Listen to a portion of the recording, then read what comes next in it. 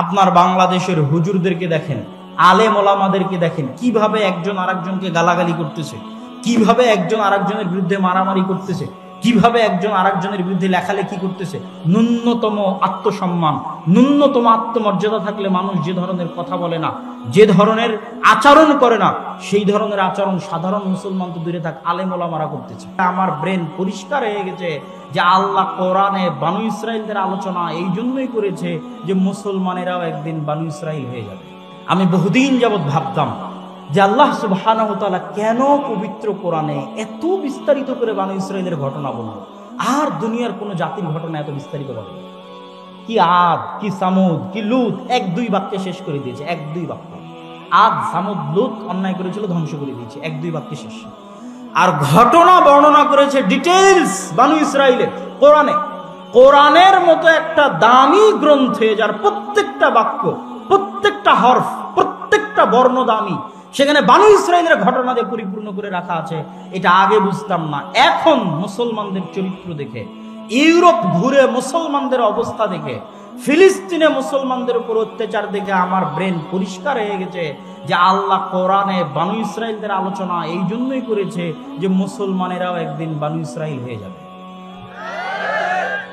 স্বভাবে, চাল চরিত্রে, গোলামিতে, দাসত্বে বানু ইসরাইল আর মুসলমানদের মধ্যে কোনো পার্থক্য থাকে না। যখন এই রেজাল্টটা আমি পৌঁছলাম, তখন আল্লাহর নবীর একটা হাদিসও ব্রেনে চলে আসলো, আরে এটা তো আমার আবিষ্কার করার কিছু নাই, আল্লাহর নবী তো নিজেই বলে গেছে। আল্লাহর নবী নিজে হাদিসে বলে গেছে যে তোমরা বানু ইসরাইলদের মতো হবা দুই জুতার পাটের মতো। এক জুতার পাট আর এক জুতার পাটের সাথে যেভাবে মিলে যায়, আমার উম্মত বানু ইসরাইলের সাথে ওইভাবে মিলে যায়। বানু ইসরাইলেরা যদি 70 গ্রুপে বিভক্ত হয়ে থাকে, তাহলে আমার উম্মত 70 গ্রুপের চেয়ে বেশি ফিরকায় বিভক্ত হবে। বানু ইসরাইলের কোনো ব্যক্তি যদি মায়ের সাথে জেনা করে থাকে, তাহলে আমার উম্মতের একজন লোক মায়ের সাথে জেনা করবে। এইভাবে তোমরা মিলে যাবে। নাউজুবিল্লাহ। এটা আমার নতুন করে বের করার কিছু নাই, কিন্তু এটা আমার বুঝার বাকি ছিল, বাস্তবে দেখার বাকি ছিল।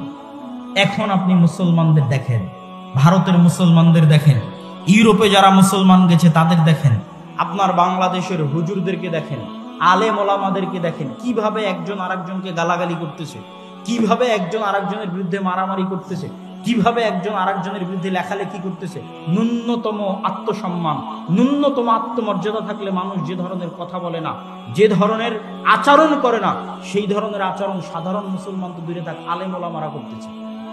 তাহলে এরা যদি আজকের যুগের বানু ইসরাইল না হয়, কারা আজকের যুগের বা কারা বানু ইসরাইল হবে?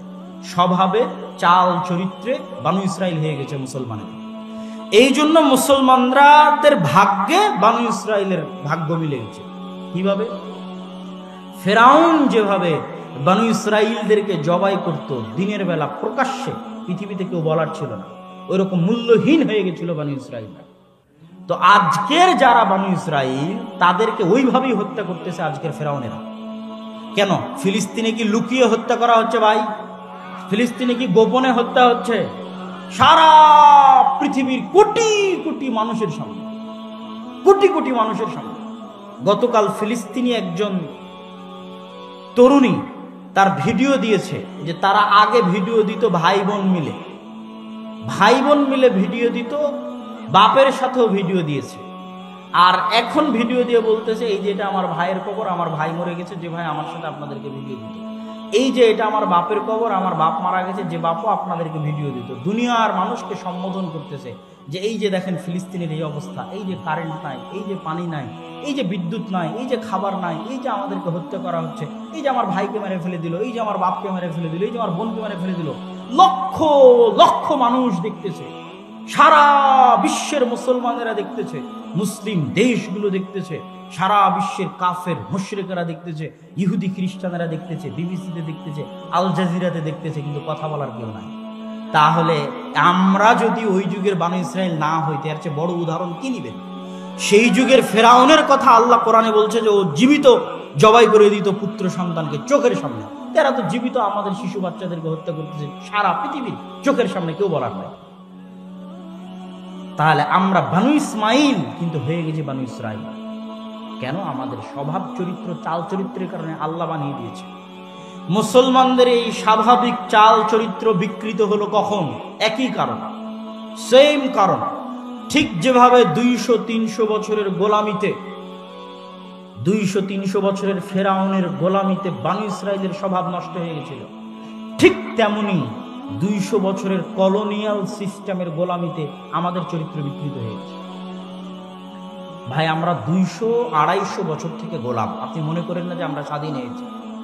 যেই দিন থেকে ব্রিটিশরা এই দেশে প্রবেশ করেছে 1757 সালের 23শে জুন, সেই দিন থেকে আজ 2023 পর্যন্ত গোলাম আমরা। তাহলে কতদিনের গোলামি? প্রায় 200 থেকে 250 বছরের গোলাম।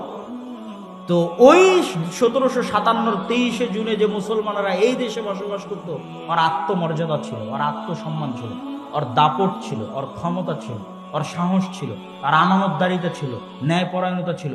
আর 300 বছরের গোলামে আমাদের স্বভাব এত খারাপ হয়ে গেছে যে হুজুরে হুজুরে মারামারি লেগে যাবে, স্টেজে মারামারি লেগে যাবে। স্টেজে যদি মারামারি লাগিয়ে দেন তো মারামারি লেগে যাবে। এই হচ্ছে আমাদের স্বাভাবিক চরিত্রের বিকৃতি, গোলামির কারণ। একটা উদাহরণ দিলাম। আর কবি ইকবালের ওই বাক্য তো আছেই যে সবক ফিরসে পড়, আদালত কা, সাদাকত কা, শুজাআত কা। এ মুসলমানেরা, তোমরা নতুন করে সত্যবাদিতা শিখো, যেই সত্যবাদিতা তোমাদের নবীর জন্মগত বৈশিষ্ট্য ছিল। তোমরা নতুন করে ন্যায়পরায়ণতা শিখো, যেই ন্যায়পরায়ণতা তোমাদের নবী হওয়ার আগে জন্মগত ন্যায়পরায়ণ ছিল। তোমরা নতুন করে আমানতদারিতা শিখো, তোমাদের নবী জন্মগত আমানতদার ছিলেন। তোমরা নতুন করে সাহসিকতা শিখো, তোমাদের নবী জন্মগত সাহসী ছিলেন। আর তোমাদের সালাত, সিয়াম, হজ, যাকাত থাকার পরেও তোমরা মিথ্যুক, তোমরা দুর্নীতিবাজ, তোমরা চরম অন্যায়পরায়ণ। এই জন্য আল্লাহ তোমাদেরকে গোলাম বানিয়ে দিয়েছে।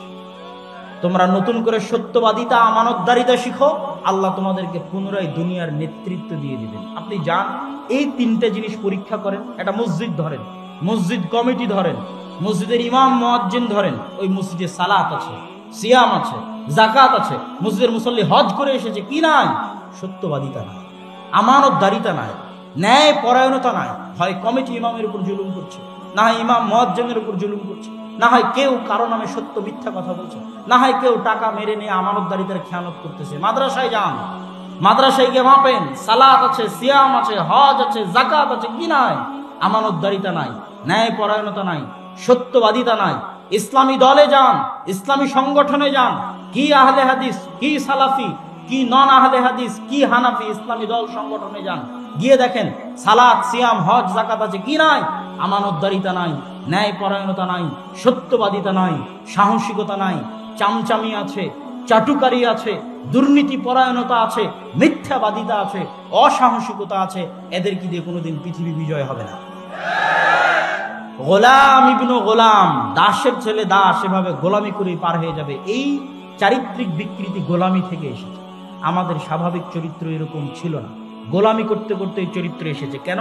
ব্রিটিশদের আজীবনের রুল ছিল ডিভাইড অ্যান্ড রুলস, ভাগ করো আর শাসন করো। এই ভাগ করো আর শাসন করোতে স্বাভাবিক চারিত্রিক বিকৃতি ঘটেছে। আমাদের যেমন ব্রিটিশরা শাসন করেছে, ঠিক আমাদের হাজার হাজার মাইল দূরের ভাই আফ্রিকার মুসলমানদেরকে কারা শাসন করেছে? এখনো শাসন করছে। ফ্রান্স, ইতালি, স্পেন আজও শাসন করছে। আফ্রিকার মুসলিম দেশগুলো আজও নিজের টাকা নিজের কেন্দ্রীয় ব্যাংকে রাখতে পারবে না, ফ্রান্সের কেন্দ্রীয় ব্যাংকে রাখতে হবে। আজও একটা অস্ত্র কিনতে পারবে না ফ্রান্সের অনুমতি ছাড়া, স্বাধীন দেশ। আজও পররাষ্ট্র নীতি ঠিক করতে পারবে না ফ্রান্সের অনুমতি ছাড়া, গোলাম। এই যে সামারি, সারমর্মটা, এটা চোখ দিয়ে বুঝলাম কখন? মদিনায় আমার আফ্রিকার বন্ধুরা ফরাসি ভাষায় কথা বলে, মানে তাদের আরবির পরে সেকেন্ড ল্যাঙ্গুয়েজ হচ্ছে ফরাসি। এটা আমার ব্রেনে ধরতো না। তো ইউরোপ সফর করার পর বুঝলাম, আরে আমরা বাঙালিরা ইংরেজি বলি কেন? আমরা ইংরেজি বলি এই জন্য যে আমরা গোলাম ছিলাম ব্রিটিশের। গোলাম ইবনে গোলাম, দাস ইবনে দাস, আজীবন ব্রিটিশের গোলামি করেছে, এই জন্য আমাদের সেকেন্ড ল্যাঙ্গুয়েজ ইংরেজি। ইংল্যান্ডের সীমানা পার হওয়ার পর ইতালি, স্পেন, ফ্রান্সে, জার্মানিতে ইংরেজির অস্তিত্ব নাই। ইতালির বিমানবন্দরে পর্যন্ত ইংরেজির অস্তিত্ব পাবেন না। ফ্রান্স, স্পেনের বিমানবন্দরে পর্যন্ত এক্সিটটা ইংরেজিতে লেখা নাই। আশ্চর্য হয়ে যাবেন, তাদের ভাষায় লেখা আছে। তখন বুঝলাম, ওহো, ফ্রান্স শাসন করেছিল আফ্রিকার মুসলিম দেশগুলো, এই জন্য আমার মদিনা বিশ্ববিদ্যালয়ের মুসলিম ভাইয়ের সেকেন্ড ল্যাঙ্গুয়েজ ফরাসি। সারা পৃথিবীতে মুসলমানেরা এই কলোনিয়াল সিস্টেম, ইউরোপিয়ান ঔপনিবেশিক সিস্টেমের অধীনে 200 বছরের গোলামিতে আছে। এখনো কন্টিনিউয়াসলি 200 থেকে 250 থেকে 300 বছরের গোলামিতে আছে। এই জন্য ফ্রান্সের আইফেল টাওয়ারের পাশে যতগুলো বিড়িখোর আছে, যতগুলো সিগারেট খোর আছে, যতগুলো মদ খোর আছে, যতগুলো জুয়াখোর আছে, আল্লাহর কসম সবগুলো মুসলমান। নিজে চোখে দেখা কথা বলছি, সব মুসলমান। ওদের চরিত্র বিকৃত করেছে গোলামিতে। ওরা সব আফ্রিকান দেশগুলো থেকে আসে ওখানে আড্ডা দিচ্ছে, বিড়ি খাচ্ছে, সিগারেট খাচ্ছে, মদ খাচ্ছে, জুয়া খেলতেছে, ধ্বংস হয়ে গেছে চরিত্র। আজ সারা পৃথিবীতে মুসলমানদের এই গোলামির চিত্র যদি আপনি ছোট্ট একটা দূরবীন দিয়ে দেখতে চান, তাহলে একটা ছোট্ট দূরবীন আপনাদেরকে ধরিয়ে দিয়ে আমাদের বক্তব্যের আজকের দ্বিতীয় অংশে যাব, মসজিদ ভিত্তিক দ্বীন শিক্ষার গুরুত্ব এবং তাৎপর্য সম্পর্কে। এই ছোট্ট চিত্র কি? বৈধ উপায়ে যারা ইউরোপ যাচ্ছে তাদের কথা বাদ দিলাম, অবৈধ উপায়ে শুধু বাংলাদেশ নয়, এখনকার একটা কথাও বাংলাদেশ না, সারা বিশ্বের মুসলমানদের কথা বলতেছি। অবৈধ উপায়ে আফ্রিকা থেকে, সিরিয়া থেকে, ইয়েমেন থেকে, বাংলাদেশ থেকে, পাকিস্তান থেকে, আফগানিস্তান থেকে সব মুসলমানেরা জমা হয় লিবিয়াতে। এই যে একটা রুট, অবৈধ উপায়ে ইউরোপ যাওয়া। রাতের অন্ধকারে, রাত 12টার সময় এরা নৌকায় চড়বে, বাতাসে ফুলানো নৌকা। এই নৌকায় চড়ার পরে এই নৌকা ভূমধ্য সাগরে যখন ছেড়ে দেওয়া হবে, তখন এই নৌকার ভাগ্যে দুটো জিনিস আছে, হয় সাগরে ডুবে মৃত্যু, আর না হলে ইউরোপ এদেরকে ভিক্ষা দিবে যে ভাই থাক, শরণার্থী হিসেবে তোকে খাবারের ব্যবস্থা করে দিলাম, 5 পাসপোর্ট দিব, একটা আইডি কার্ড দিব। এই ভিক্ষা হয় ইউরোপ দিবে, না হয় ডুবে মরবে। এই নৌকাতে যদি 400 জন আরোহী থাকে, আল্লাহর কসম 400 জন মুসলমান। এই 400 জন মুসলমান হচ্ছে সারা পৃথিবী থেকে জমা হওয়া মুসলমান। এই একটা নৌকা সারা পৃথিবীর মুসলমানদের গোলামির চিত্র পরিষ্কার করে দিবে যে আমরা হচ্ছি আজকের যুগের বানু ইসরাইল। আর ফেরাউনেরা প্রকাশ্যে জবাই করতেছে ফিলিস্তিনে, কিন্তু আমাদের স্বাভাবিক চারিত্রিক বিকৃতির কারণে, ধ্বংস হয়ে যাওয়ার কারণে আমরা মাথা উঁচু করে দাঁড়াতে পারতেছি। আরো দেখেন মুসলমানদের এই স্বাভাবিক চারিত্রিক বিকৃতি সংঘটিত হয়েছে কিভাবে। আরো দেখেন, এই নৌকায় যদি 400 জন মুসলমান থাকে, তাহলে 400 জন মুসলমান ইউরোপে ঢুকার পর, আমি আবারও বলছি, বাংলাদেশ নয়, সারা পৃথিবীর মুসলমান ইউরোপে ঢোকার পর এদের জব কি, এদের পেশা কি? সারা পৃথিবী থেকে যারা বৈধ উপায়ে ভিসা নিয়েও ইউরোপে গেছে, বাংলাদেশের যুবকেরাও যারা বৈধ উপায়ে স্টুডেন্ট ভিসা নিয়ে ইউরোপে গেছে, আরো সারা বিশ্ব থেকে মুসলমানেরা গেছে, এদের চাকরি কি? এদের চাকরি হচ্ছে হয় গাড়ির ড্রাইভার, না হয় ফুড ভান্ডার হোম ডেলিভারি, না হলে কেয়ার হোমের জব, আর না হলে কোনো সুপার শপের দোকানদার। এই হচ্ছে এদের চাকরি। আপনি পার্সেন্টেজ করবেন ইউরোপে বসবাসরত মুসলমানদের, যে ইউরোপ এবং আমেরিকায় বসবাসরত মুসলমানেরা কতজন বিশ্ববিদ্যালয়ের শিক্ষক, কতজন ওই দেশের মেডিকেলের ডক্টর, কতজন বিজ্ঞান ইনস্টিটিউটের একজন বিজ্ঞানী গবেষক, আর একটা ইহুদি পল্লীতে গিয়ে পরিসংখ্যান করবেন, জরিপ করবেন যে কতজন ইহুদি ড্রাইভার, আর কতজন ইহুদি ফুড পান্ডার হোম ডেলিভারি, আর কতজন ইহুদি কেয়ার হোমের জব করে, আর কতজন সমাজের সর্বোচ্চ লেভেলে জব করে।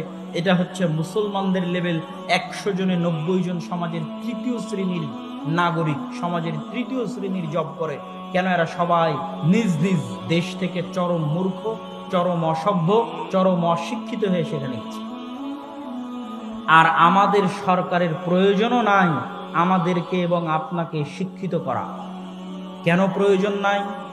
শিক্ষিত মানুষের আত্মমর্যাদা থাকে, আত্মসম্মান থাকে। শিক্ষিত মানুষকে কি আর টাকা দিয়ে আপনি গাড়িতে আগুন দেওয়াতে পারবেন? একজন আত্মসম্মানবোধ, আত্মমর্যাদাবোধ মানুষকে আপনি টাকা দিয়ে কিনতে পারবেন? কোটি টাকা দিয়েও কিনতে পারবেন না, কিন্তু গোলামকে কিনতে পারবেন, দাসকে কিনতে পারবেন। আমরা যে এখনো গোলামিতে আছি, দাসত্বের মধ্যে আছি, তার প্রমাণ হচ্ছে আমাদের যুবকদেরকে 500 টাকা দিলে আর একজন মানুষকে মেরে দিবে, আরেকজনের গাড়িতে আগুন দিয়ে দিবে। তাহলে এদেরকে যদি শিক্ষিত করে গড়ে তুলি, এরা তো তাহলে আর গোলামি করবে না। তাহলে এদেরকে অশিক্ষিত রাখো, মূর্খ রাখো, তাহলে 500 টাকা দিয়ে এই গুন্ডাদের, এই জুয়াখোরদের, এই মদখোরদের দিয়ে ক্ষমতা টিকিয়ে রাখা যাবে। এটা হলো সিম্পল সামারি। এই জন্য সরকারেরাও চাইবে না যে আপনি শিক্ষিত হন, আত্মমর্যাদা বোধ হন, আত্মসম্মান বোধ হন।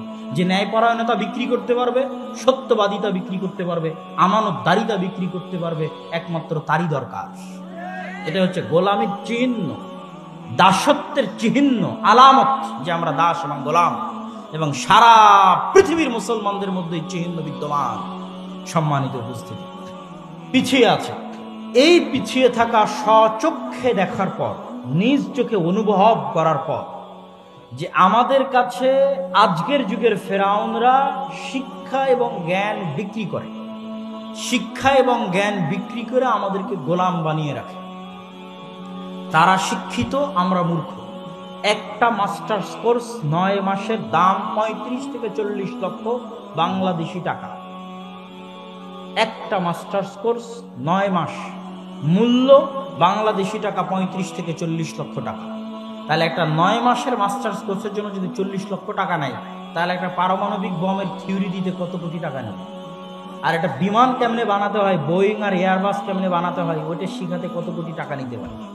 এই শিক্ষা বিক্রি করা হচ্ছে ফিরআউন আর এই বানু ইসরাইল, আজকের যুগের বানু ইসরাইল তথা আমরা বানু ইসমাইল যারা আজকের যুগের বানু ইসরাইল হয়ে গেছে, তাদের মধ্যে ডিফারেন্স 500 বছরের। ওরা শিক্ষায় 500 বছর এগিয়ে, আমরা 500 বছর পিছিয়ে। আর একটা আমাদের দুর্ভাগ্য যে আমাদের যে সমস্ত মুসলমানদের হাতে আল্লাহ টাকা পয়সা দিয়েছিল, ধন দৌলত দিয়েছিল, এদেরকে কোন ইবলিস আর কোন শয়তানি বুদ্ধি দিল যে টাকা তোমরা পর্যটনে লাগাও, এই টাকা তোমরা বিনোদনে লাগাও। নাউজুবিল্লাহ। মধ্যপ্রাচ্যের দেশগুলো সেই টাকা বিনোদন আর পর্যটনে শেষ করে দিল। শিক্ষার পিছনে ফোকাসিং খরচ বিশ্বের কোনো মুসলিম দেশ করলো না, যে তারা শিক্ষায় উন্নত হবে, জ্ঞানে গুণে আত্মমর্যাদা আত্মসম্মানে উন্নত হবে, এই কাজ করলো না। সম্মানিত উপস্থিতি, এইরকম এক ভয়াবহ পরিস্থিতিতে মুসলমানদের উত্তরণের জন্যই বিশেষ করে আমাদের দেশে আরো চলমান রানিং যে শিক্ষা কারিকুলাম আছে, এই শিক্ষা কারিকুলামে যেভাবে সন্তানদেরকে ধর্মহীন বা ধর্মবিদ্বেষী বা যেভাবে উলঙ্গপনা, বেহায়াপনা, নাচ এবং গানের মতো হারাম বিষয়কে প্রকাশ্যে স্কুলের সিলেবাসে অন্তর্ভুক্ত করে প্রকাশ্যে ওই নাচ এবং গান শেখানোর জন্য শিক্ষক নিয়োগ দিয়ে, শিক্ষককে মুসলমানদের ট্যাক্স আর করের টাকায় বেতন দিয়ে প্রকাশ্যে মুসলমানের সন্তানদেরকে নাচ এবং গান শেখানো হবে, বেহায়াপনা, উলঙ্গপনা, অশ্লীলতা শেখানো হবে, স্কুলে এই সকল কার্যক্রম সম্পন্ন।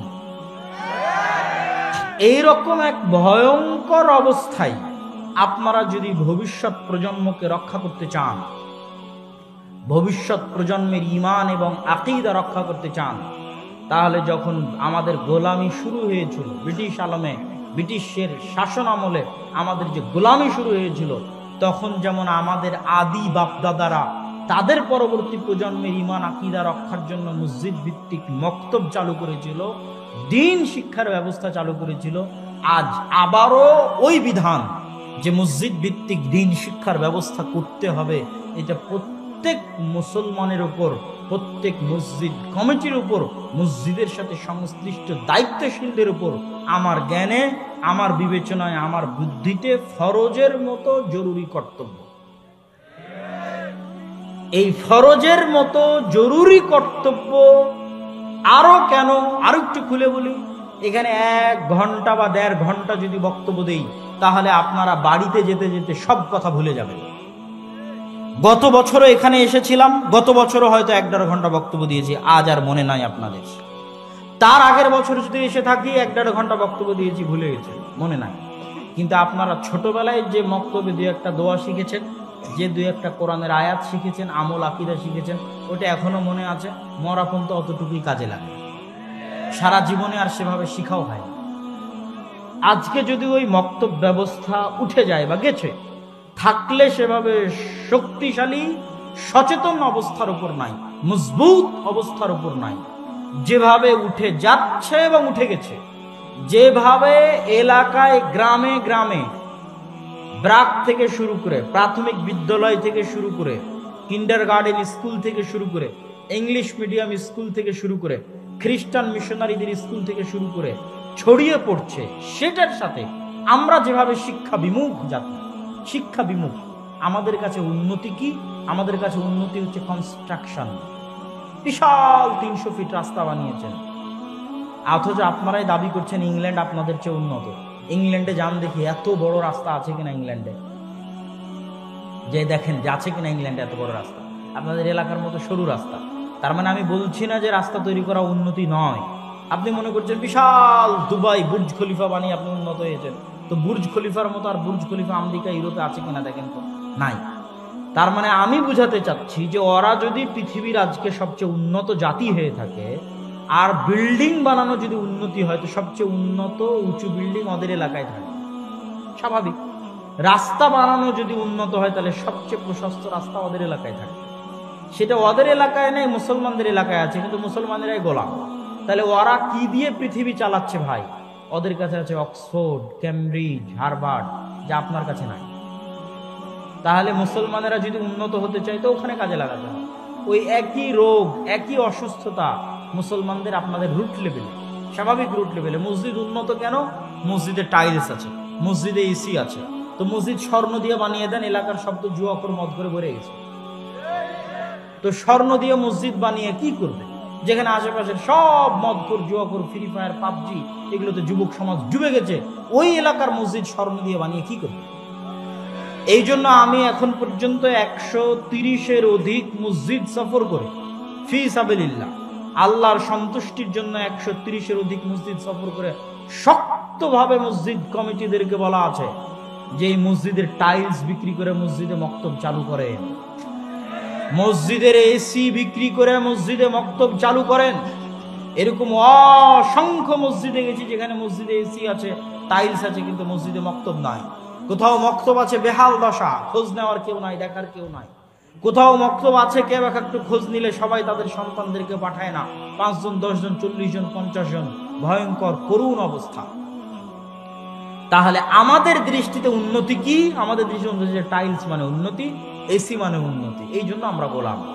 আমরা যদি আজকে এই মসজিদের দায়িত্ব কোনো 5 জন ইউরোপিয়ানকে দিয়ে দিই, তাহলে ওরা যদি এসে দেখে মসজিদ ফান্ডে 10 টাকা আছে, তাহলে 10 টাকার 5 টাকা আগে শিক্ষার জন্য ব্যয় করবে। এই জন্য ওরা পৃথিবীর শাসক। 10 টাকার 5 টাকা আগে জ্ঞানের উন্নতির জন্য ব্যয় করবে। এই জন্য ওরা পৃথিবীর শাসক। আর আমরা এই জন্য গোলাম, আমরা এই জন্য দাস, যে আমাদের কাছে এই শিক্ষা, এই জ্ঞানের কোনো মূল্য নাই। এই 1 ঘন্টার আলোচনা আপনারা সবাই ভুলে যাবেন, কিন্তু ওই মসজিদে যদি একটা শক্তিশালী মক্তব পরিচালিত হয়, যেই মক্তবের মাধ্যমে মৌলিকভাবে কোরআন শিখবে, মৌলিকভাবে দ্বীন শিখবে, তাহলে সেই মৌলিক দ্বীন শিক্ষা, মৌলিক কোরআন শিক্ষা স্থায়ী হবে, স্থায়ী। ওই বাচ্চা আর কোনোদিন ভুলবে না। তারপরে আর এক দল আসবে, আর এক দল আসবে, আর এক দল আসবে। সবচেয়ে বড় সাদাকায়ে জারিয়া হিসেবে আপনার জীবনে থেকে যাবে মসজিদ ভিত্তিক দ্বীন শিক্ষার এই কার্যক্রম। আর দাওয়া ইলাল্লাহের পক্ষ থেকে আমরা সারা দেশে এখন পর্যন্ত 300টি মক্তব উদ্বোধন করেছি। মক্তব পরিচালনার জন্য সিলেবাস প্রণয়ন করা হয়েছে। উসমানী কায়দা এবং আদর্শ শিক্ষা, এই দুটো হচ্ছে আমাদের সিলেবাসের বই। আজকেও খোঁজ নিলে পেতে পারেন। এই বইয়ের উপর শিক্ষকদের ট্রেনিং এর ব্যবস্থা করা হয়েছে। আজকে এখন আল জামিয়া সালাফিয়া ডাঙ্গিপাড়া পবা রাজশাহীতে 3য় ব্যাচের 10 দিন ব্যাপী ট্রেনিং চলতেছে, যেখানে বাংলাদেশের বিভিন্ন অঞ্চল থেকে 30-এর অধিক মক্তবের শিক্ষকেরা একত্রিত হয়েছে। 2য় ব্যাচে 70 জন মক্তবের শিক্ষক ট্রেনিং নিয়েছে। প্রথম ব্যাচে 40 জন মক্তবের শিক্ষক ট্রেনিং নিয়েছে। আর এখন 3য় ব্যাচের ট্রেনিং চলতেছে জামিয়া সালাফিয়া ডাঙ্গিপাড়া পবা রাজশাহীতে। এখন আজকেও ট্রেনিং নিচ্ছে। এই যে 40 জন, 70 জন, 30 জন, এদের সকলের যাতায়াত খরচ ফ্রি। আল জামিয়া সালাফিয়া বহন করবে, আর দাওয়া ইলাল্লাহ বহন করবে, করেছে। প্রথম ব্যাচে যারা এসেছে তাদেরকে যাতায়াত খরচ দেওয়া হয়েছে। 2য় ব্যাচে যারা এসেছে তাদেরকে যাতায়াত খরচ দেওয়া হয়েছে। 3য় ব্যাচে যারা আসবে তাদেরকেও যাতায়াত খরচ দেওয়া হবে। এদের থাকা এবং খাওয়া ফ্রি, আর দাওয়া ইলাল্লাহ বহন করবে। এদের প্রত্যেকের হাতে একটা করে মক্তবের জন্য 5টা থেকে 10টা করে কপি বই ওই মক্তবের ছাত্রদের জন্য ফ্রি দেওয়া হয়েছে। যতজন শিক্ষক এখানে ট্রেনিং নিতে এসেছে তার মক্তবের জন্য 5 থেকে 10 কপি করে বই আমাদের সাধ্য অনুযায়ী ফ্রি দেওয়া হয়েছে। তা এবং আমার পক্ষ থেকে ঘোষণা আছে, সমগ্র জাতির উদ্দেশ্যে ওপেন মাঠে ঘোষণা আছে যে আমি আব্দুল্লাহ বিন আব্দুর রাজ্জাক, আমাকে জালসার জন্য দাওয়াত দিয়ে আপনি ক্রয় করতে পারবেন না। যদি বলেন যে আপনাকে 50,000 দিব, 1 লাখ দিব, কিনতে পারবেন না, আমার প্রয়োজন নাই। কিন্তু আপনি বলেন যে আপনার এলাকার মসজিদে মক্তব চালু করবেন, আমার যাওয়ার দরকার আছে ওখানে, আমি ফি সাবিলিল্লাহ আপনার ওখানে যাব। এখন পর্যন্ত 140-এর কাছাকাছি মসজিদে গেছি, এখানেও এসেছি। দায়িত্বশীলেরা বলুক যেই দিন এসেছি সেই দিন তারা কোনো হাদিয়া আমাদের দিতে পেরেছে কিনা। 140টা মসজিদের দায়িত্বশীলেরা বলুক যে আব্দুল্লাহ বিন আব্দুর রাজ্জাক তাদের এলাকায় গেছিল, তারা হাদিয়া দিতে পেরেছে কিনা। জাতির সাথে ওয়াদা। এত কিছু করার পরও যদি আপনি আপনার মসজিদে মক্তব চালু না করেন, তাহলে একজন আপনি দায়ী, আমি না। আপনি যদি আপনার মসজিদের মক্তব দাওয়া ইলাল্লাহর অধীনে দিয়ে আপনার শিক্ষককে ট্রেনিং দিয়ে শক্তিশালী না করেন, এত সুযোগ সুবিধা দেওয়ার পরও, এত চেষ্টা এবং পরিশ্রমের পরও, তাহলে কিয়ামতের মাঠে আপনি জবাবদিহি করবেন আল্লাহর সামনে, আমি না। অতএব জাতির সামনে উদাত্ত আহ্বান জানিয়ে যাচ্ছি, বাংলাদেশের প্রত্যেক মসজিদে, কি হানাফি কি আহলে হাদিস, হানাফিও যদি বলে এখানে আসতে হবে কোরআন শিক্ষার জন্য, আমি যেতে প্রস্তুত আছি। কি হানাফি কি আহলে হাদিস, প্রত্যেক মসজিদে দিন শিক্ষা, মসজিদ ভিত্তিক দিন শিক্ষা বাস্তবায়ন করতে হবে। এটা আমাদের চ্যালেঞ্জ, এটা আমাদের যুদ্ধ। আর দাওয়া ইলাল্লাহর মাধ্যমে সারা দেশে আমরা এই যুদ্ধ, এই চ্যালেঞ্জ নিয়ে সফর করতেছি, চেষ্টা করতেছি আল্লাহর সন্তুষ্টির জন্য, জাতির স্বার্থে, মুসলিম জাতির স্বার্থে, নির্দিষ্ট কোনো গোত্র বা দলের জন্য নয়, মুসলমানদের সন্তানের স্বার্থে, মুসলমানদের ভবিষ্যৎ প্রজন্মের স্বার্থে, মুসলমানদের ভবিষ্যৎ স্বাধীনতা রক্ষার স্বার্থে, তাদের মান সম্মান ইজ্জত ঈমান এবং আকীদা রক্ষার স্বার্থে। অতএব এই মৌলিক বেসিক কাজে সারা দেশের সকল মুসলমানদের এগিয়ে আসা আমার মাধ্যমে করতে হবে, দাওয়া ইলাল্লাহর মাধ্যমে করতে হবে, এটা জরুরি নয়। কিন্তু মসজিদে দিন শিক্ষার ব্যবস্থা হতে হবে, এটা জরুরি। শুধু কোরআন শিখিয়ে থামা যাবে না, মৌলিক দিন শিখাতে হবে। আমাদের যে দিন শিক্ষার যে বইটা আদর্শ শিক্ষা নামে লেখা আছে, সেখানে আদব কায়দা, কথাবার্তা, দোয়া, আকীদা, নবীর জীবনী সব কিছু অন্তর্ভুক্ত করা আছে। সালাত, ওযু, মৌলিক দিন শিক্ষারও ব্যবস্থা মসজিদে থাকতে হবে। তো সকল ব্যবস্থাপনা দাওয়া ইলাল্লাহর কাছে আছে। যদি আমাদের যারা লাইভ দেখছেন তারাও দেখতে পারেন, যারা এখান থেকে উঠে যাবেন, যারা বই কেনার সময় আসবেন, তারা আমাদের দায়িত্বশীলের সাথে যোগাযোগ করতে পারেন। লাইভে আমাদের যে ফর্ম দেওয়া আছে, গুগল ফর্ম, ওটা পূরণ করলে ওইটার ভিত্তিতে আমরা ধীরে ধীরে সফর করতেছি। ওইটার ভিত্তিতে যোগাযোগ করে আমরা মসজিদের মক্তবের শিক্ষকদেরকে ডেকে ট্রেনিং দিয়ে তার এলাকায় মক্তব চালু করে দিচ্ছি। সকলের প্রতি আর দাওয়া ইলাল্লাহর এই বৃহৎ প্রজেক্টে সম্পৃক্ত হওয়ার উদাত্ত আহ্বান রেখে আগামী 7 ও 8ই মার্চ আল জামিয়া আস-সালাফিয়া রূপগঞ্জ নারায়ণগঞ্জে 3 দেশের আলেম ওলামা উপস্থিত থাকবে। ভারতের আলেম ওলামা উপস্থিত থাকবে, সৌদি আরবের আলেম ওলামা উপস্থিত থাকবে, আর বাংলাদেশের আলেম ওলামা থাকবে ইনশাআল্লাহ। এই 3 দেশের আলেম ওলামার উপস্থিতিতে সালাফি কনফারেন্স 7 ও 8ই মার্চ জামিয়া সালাফিয়া রূপগঞ্জ নারায়ণগঞ্জ। উক্ত সালাফি কনফারেন্সে আপনাদের আসার উদাত্ত আহ্বান জানিয়ে এবং সকলকে মাসিক আলে ইতিসাম পত্রিকাটি নিয়ে যাওয়ার উদাত্ত আহ্বান জানিয়ে পুরো বক্তব্যের সামারি, যে টার্ম, যে পরিভাষাগুলো ব্যবহার করেছি পুরো বক্তব্যে, কি কি পরিভাষা ব্যবহার করেছি, আমরা হচ্ছে এই যুগের বানু ইসরাইল, আর ফিলিস্তিনে যারা আমাদেরকে জবাই করতেছে এরা হচ্ছে এই যুগের ফেরাউন। আর এই কাজ ভুলেও করবেন না যে ফিলিস্তিনে যে মুসলিম ভাইদেরকে অত্যাচার হচ্ছে ওদেরই ভুল ধরে, ওদেরকেই ছোট করে, যে তোরা এরকম করলি কেন, তোদের জন্য এই হলো, তোদের জন্য এই হলো। এটা যে বানু ইসরাইলের স্বভাব, নিচু হীন স্বভাব। আপনার ভাই মরতেছে, ওর কি ভুল সেটা পরে পিঠে হাত বুলিয়ে সংশোধন করা যাবে, কিন্তু যে আপনার ভাইকে মারতেছে, আপনার ভাইয়ের ভুলের জন্য ওই অত্যাচারী জালেম ফেরাউনকে জাস্টিফাই করার কোনো উপায় নাই। এটা কখনোই একজন ইমানদার মুমিনের বৈশিষ্ট্য হতে পারে না, যেটা আজকে ইসলামী ভ্রাতৃত্বের আলোচনার মাধ্যমে আপনাদেরকে বোঝানোর চেষ্টা করেছি। পাশাপাশি পুরো ইসলামের মৌলিক জিনিস কি আমানতদারিতা, সত্যবাদিতা এবং ন্যায়পরায়ণতা, যেটা থেকে আমরা হাজার হাজার কিলোমিটার দূরে, যেটা আমাদের গোলামির কারণে ধ্বংস হয়ে গেছে, যেটার কারণে আমরা এখনো গোলাম আছি, সেটার দিকে দ্রুত গতিতে আমাদেরকে ফিরে যাওয়া, এই সারমর্ম বক্তব্য এবং এই উদাত্ত আহ্বান রেখে আমি আমার আজকের সংক্ষিপ্ত আলোচনা, সংক্ষিপ্ত বক্তব্য এখানেই শেষ করতেছি। আল্লাহ সুবহানাহু ওয়া তাআলার নিকটে দোয়া করি যে আল্লাহ সুবহানাহু ওয়া তাআলা দাওয়া ইলাল্লাহর, আপনাদের উস্তাদ জি আছে, শাইখ আব্দুর রাজ্জাক বিন ইউসুফ হাফিজাহুল্লাহ আছেন, তিনি আপনাদের সামনে বক্তব্য পেশ করবেন। আল্লাহ সুবহানাহু ওয়া তাআলা আমাদের এই দাওয়াতি কাজ, আমাদের এই বক্তব্য, জামিয়া সালাফিয়া, দাওয়া ইলাল্লাহ, এগুলোকে কবুল করুক। আল্লাহুম্মা আমিন।